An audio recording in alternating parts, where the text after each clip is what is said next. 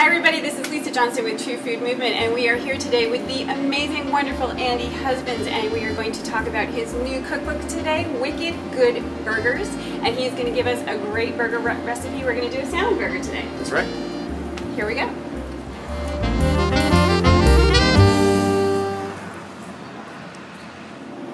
I love salmon. I grew up in Seattle. Fresher, of course, always better. This burger's pretty easy. What we do is we take fresh salmon. I've chopped this up, but you can grind it also. I have a little bit of fresh garlic, Dijon, chopped parsley, a little bit of salt, and an egg. So then what we all do is just mix this up, as you can see. It's very simple. And then what if I wanted basil in here? Could I put basil in here? Sure. Sure, why don't you? Right? It's my food. I wear the white jacket. I can do whatever I want, right? As we can see, this is not going to make a burger. It's not going to stick together. So we're going to use panko. Yep. Japanese breadcrumbs. Could you use regular breadcrumbs? Yeah, in fact, I think would be really good? Rye breadcrumbs. Yeah. Like salmon and rye and mustard kind of all make sense to me, right? But I like the panko because it's a little lighter and a little crunchier. You're going to have the recipe on the website, right? Yes, the recipe will be on the website. So, as you can tell, I'm really good at writing recipes. I'm really bad at following them. So, I kind of just do whatever I want. And we definitely have freedom of expression on our site. It is all about what works best for you and your family, and that's what we do. When you're mixing burger meat, one of the key is, and I suggest this even with the salmon, but especially the burger, you want it all to be cold, and you want your hands to be cold, and you want your everything to be cold because the fats will break down. If you've ever had a burger that's all crumbly and dry, that's one of the reasons you over-process the meat. I have one of those cheesy plastic things from the 70s that you put in and it smushes the burger. Yeah. And I'm going to put a little oil in my pan over here. Those, you don't do it that way, there's just, there's times for really fun tools, and there's times you don't need really fun tools. Are you making like 100 burgers at home? No. So you can do it by hand. So what we do is I make a ball, and I do the same thing with mine. If you want to, absolutely. We're going to do about a 6-ounce ball. So it's going to be a little bit bigger, like a little smaller than a baseball. A little bit smaller. Good. We're going to make it into a ball. Okay. Good. And then all we do is I cut my hand like this. I just push down a little bit and I spin. That's easy peasy, right? A plus, B minus, we're still good. What's important is that we make it all flat. So it's kind of building the sides and pushing down. So it almost pushes down toward me, yet I'm holding it. So it flattens it out. When making a burger, what's important is we actually, in salmon too, is we're going to put a little dimple right here. Just like this. We put that dimple in, that way it won't puff up. So when you see it puff up, that's when the proteins start to expand. So if we make a dimple, it may puff up a little bit, but we've already kind of made a plan for that. What we're looking to do, this is the most important part to me, creating flavor, creating something called the Maillard reaction. Okay.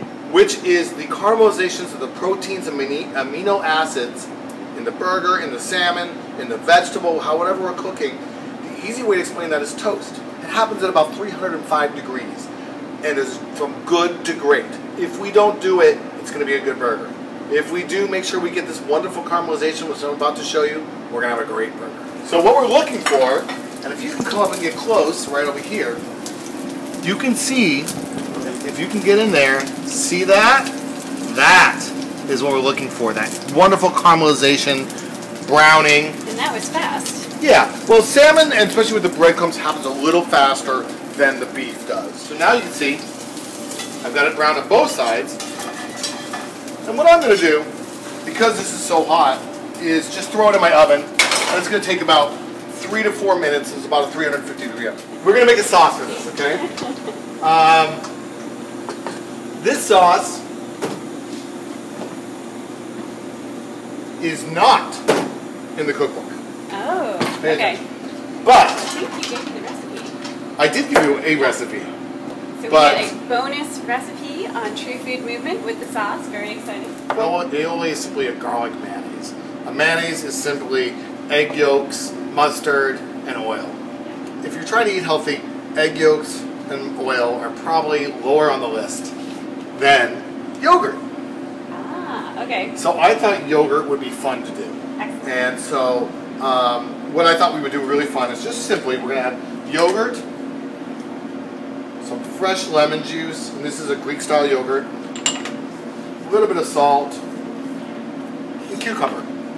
And because the original recipe is a dill aioli, I thought I would do a little bit of just fresh dill in there also.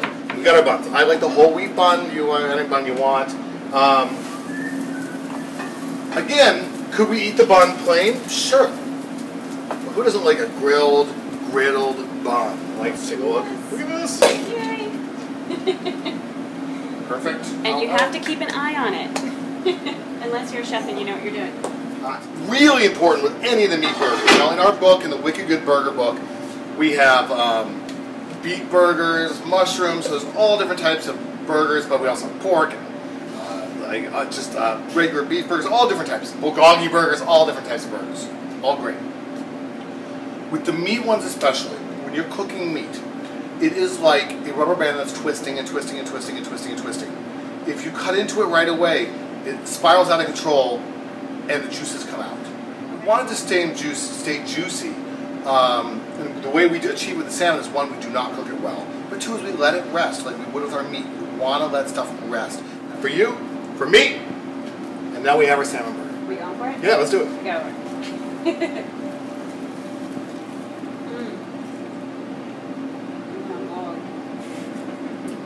Oh, pretty good, right? That's amazingly good. That is awesome. Andy, thank you so much for taking the time with us today at True Food Movement. I hope everybody out there learned something. I sure did. Don't forget, you can pick up Andy Husband's book, Wicked Good Burgers, and he's got a bunch of other cookbooks as well, and he is an excellent chef. He is one of Boston's finest. He is one of the country's finest. Definitely check him out and check True Food Movement for the recipes for the aioli and the salmon burger. I'm Lisa Johnson for True Food Movement, and I will see you soon.